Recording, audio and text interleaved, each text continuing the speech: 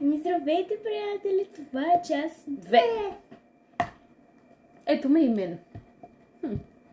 Страхотно. Усещането е много добро. Слушайте.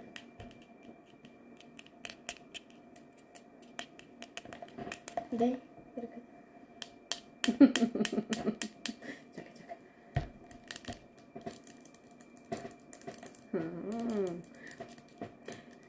Сега ще намерим и госпожицата, която обещахме да ви покажем в част 1. И тази госпожица, може и на нея да изложим, ако седи мирна. Ще опитаме. Ще опитаме, да. Ето и нашата красавица. Сладурката на мама. Добре, пусни я. Ето тя издаваше тези интересни звуци. Пусни я, бе. Да, ето. И сладката му цунка. Много е притеснена. Това е първото включване в ефир. Нали, коте?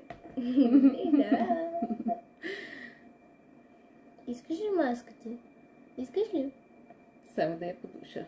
О, крака ми, ногти. Да, според мен и харесва. Ето, подуши я душичка. Не мама да. Ама ти се закъм. Затвори си я. Ето, подуши я. Нека да подуши.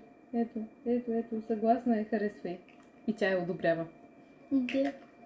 Чухте ли как мяла на тази сладурка? Аз много я обичам. Бебито на мама. Бай-бай! Чао! Тормоз на котки! Не мама, бебито.